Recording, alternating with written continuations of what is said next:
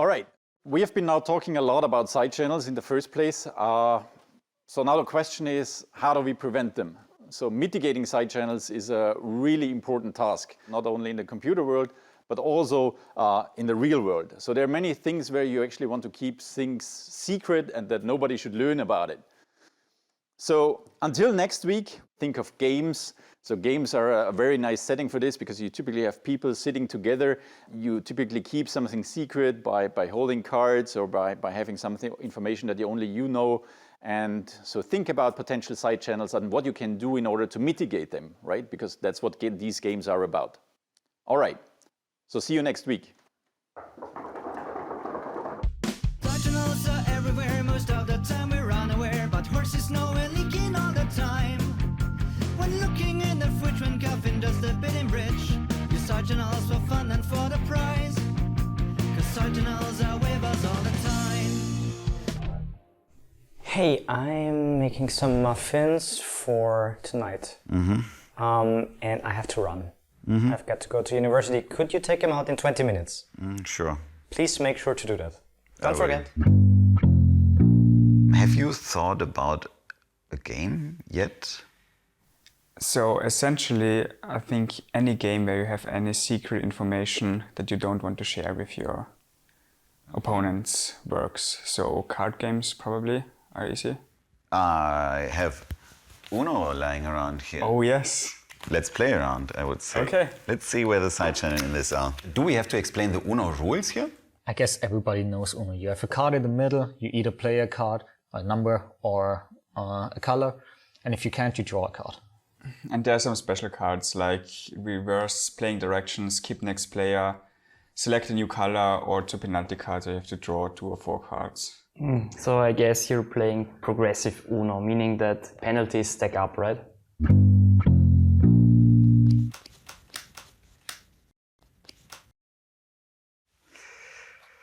Okay.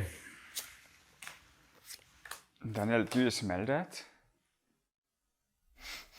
It smells burnt. No! God! Oh no! What happened? Manuel is going to kill me. Oh no, you completely burnt them. Oh no, what do we do? Jonas. He won't notice. I understand why this scene prepares the side channel mitigation learning here, but why doesn't he just make new muffins? No one will notice. I don't know, maybe he's stupid? Or maybe he's not good at cooking? I don't know. Oh, there's just not enough time, and Manuel will be back from his lecture really soon.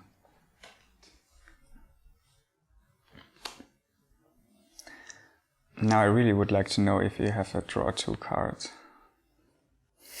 Would you?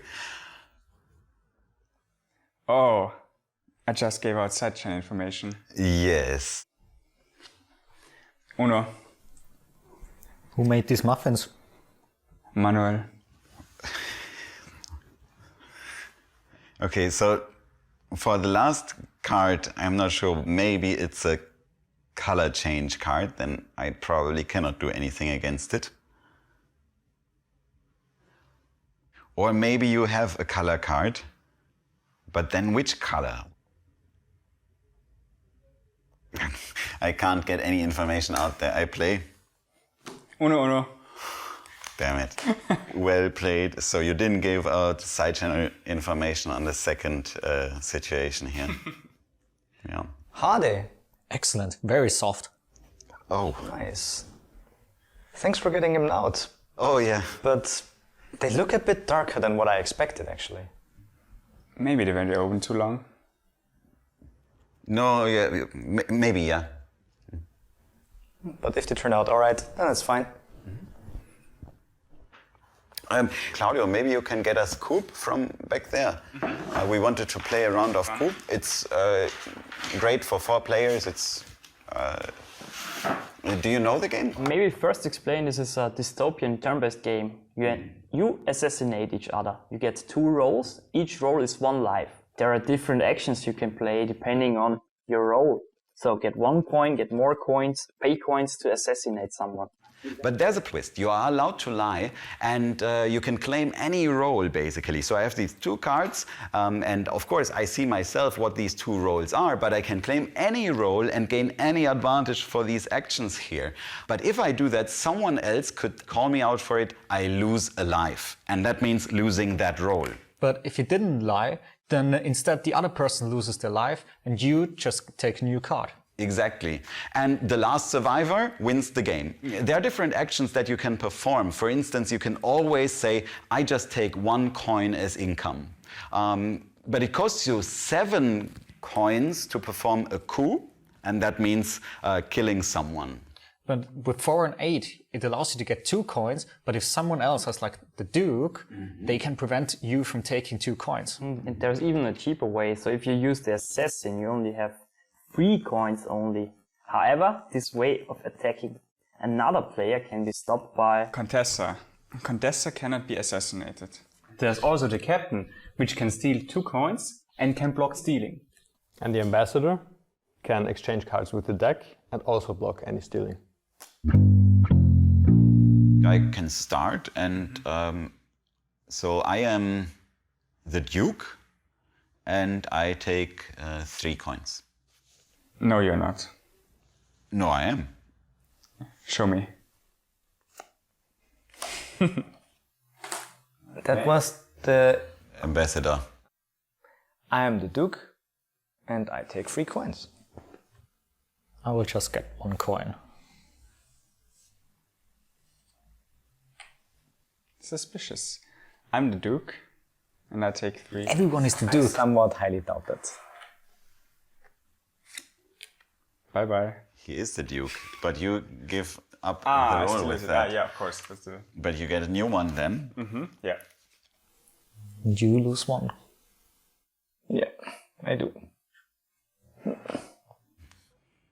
Well, I am the ambassador, and I will take a new card. I'm the captain, and I steal your 2 coins. I stop you from doing that, because I'm the ambassador. Wait, what? I'm the ambassador. You're the ambassador. Didn't he just hand in his ambassador cup? In case he was... We don't... I don't know. I don't believe you. I'm the assassin. And I will target you. What? No. That's what you get. Why do you want to kill me? Why not? You're the easier target. What can I do against it? Is there anything I can do against this? Contessa. I'm the Contessa, and I stop this from happening. I mean, he has to do that. So. But you still have to pay, right? Yeah. So that's already paid. But now you can decide. I don't believe you. But of course I am the Contessa. But you lose 1 life and you have to show what. Okay. That makes sense in this case, of course. Okay. I'm the assassin, and now I try to kill you. No, don't try that. I'm the Contessa.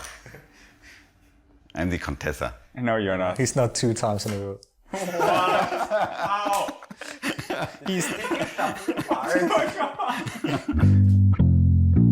I take 2 coins. I would also take 2 coins. Me too. I will again take 2 coins. 6. I'm the assassin. I will kill you. No, you're not. You can't be the Contessa again. I'm the Contessa. No, you're not.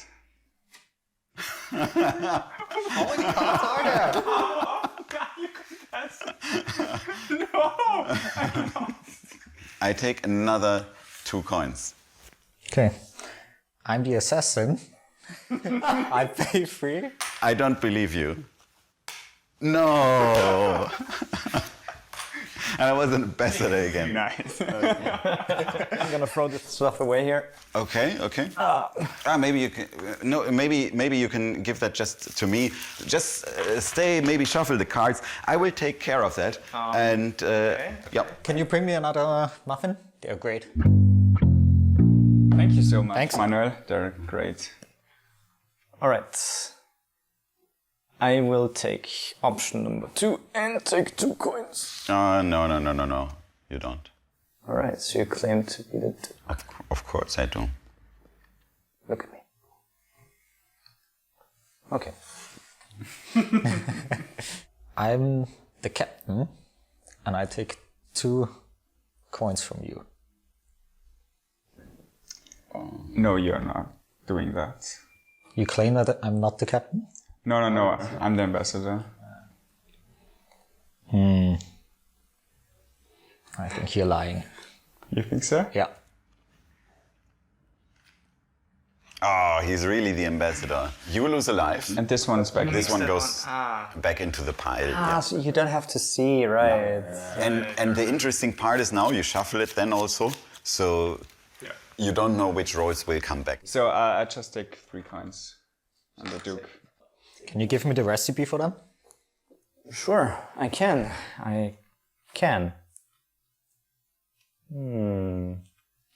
Although, I don't remember putting chocolate chips in it. Maybe the chocolate didn't melt properly.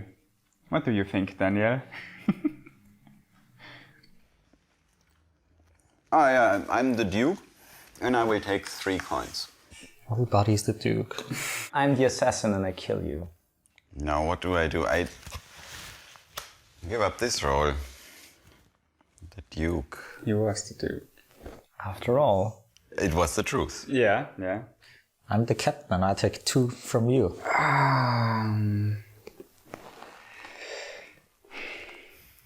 Yeah, I can take 3 more, and I'm safe. I'm the assassin,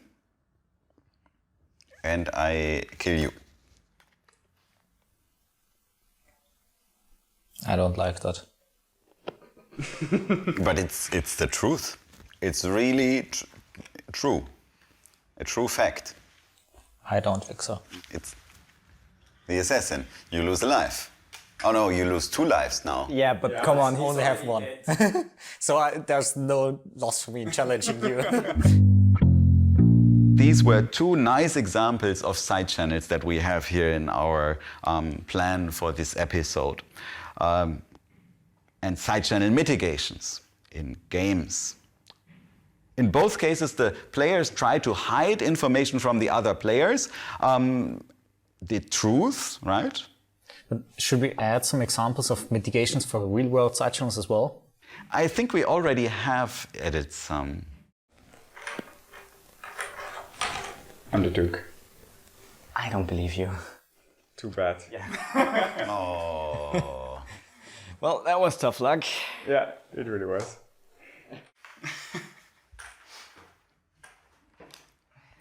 But you can really see how side channels are involved in this game and how you try to hide information from other players. Deep in the eyes. So Daniel, what's going on with you? Every time somebody mentions the muffins, you're acting kinda weird.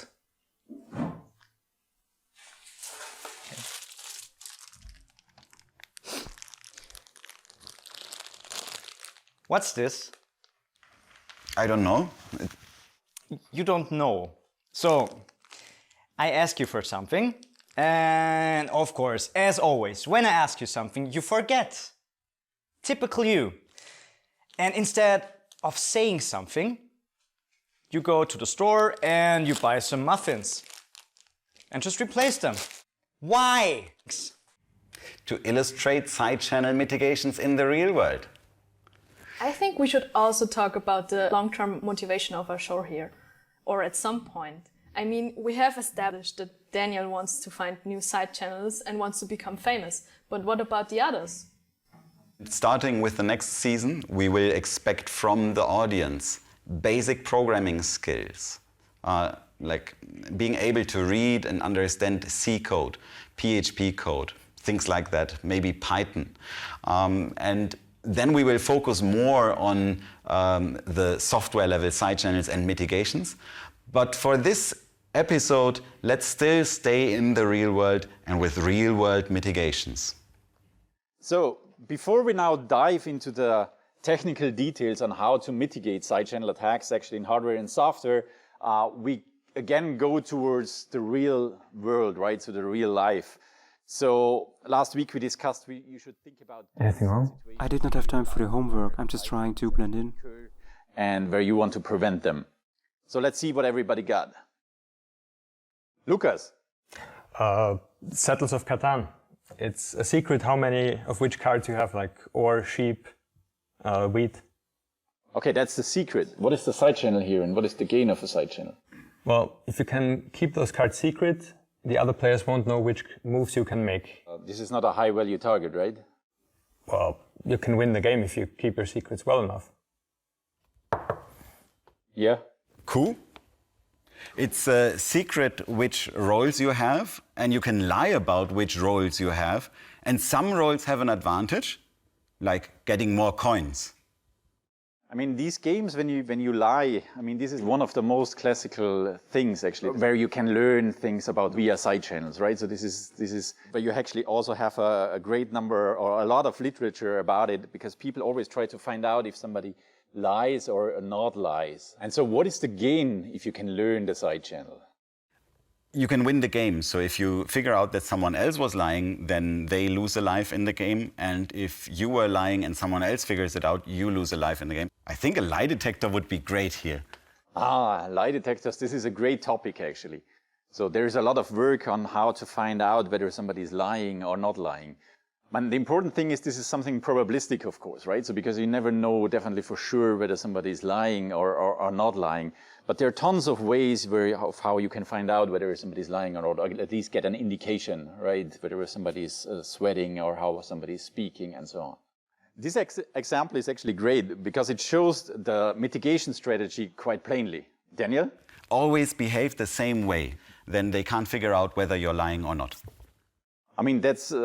in theory, that's a great strategy, but this always the same is more difficult than it actually sounds, right? So this holds for real life as for computers. But this is actually very close to what people then try to do when they want to control side channels of computers, right? So you want to be sure that you avoid that there is any variation in terms of timing or that you see any difference in particular patterns that occur on a computer. So if you actually view it from a statistical point of view, you have a variable, you have something that is secret, and you have some physical property, and you want to break this dependence so that essentially in the end, stuff always looks like always the same, no matter what this particular variable is. Yes? You also have that in a game, it's called Werewolf. You might know it by also under the name Mafia, where your goal is more or less to look like everyone else. You don't want to stand out. So you hide in the crowd, more or less. So very nice, actually. And this is similar as in the previous case. You actually have to blend in to win the game. And if you don't, you lose. So this is a very direct link for the gain that a side channel attacker can actually get. And if your side channel tells you who the werewolves are, you actually win the game, right? Next one. So maybe poker? Excellent example. So poker is really a great example. So there are actually several games out there where you know the full state of the game, right? So like chess. But you have these games where you have this imperfect state of information, right? So you as a player have a lot of information that is unknown to you. And these are the most relevant games in terms of side channels, right? Because there you really have a significant gain. You gain an advantage if you can somehow utilize a side channel to gain information about this game state. I'm actually sure all of you heard the term of a poker face. What does a poker face mean? It's like a perfect side channel countermeasure. Why is it a side channel countermeasure?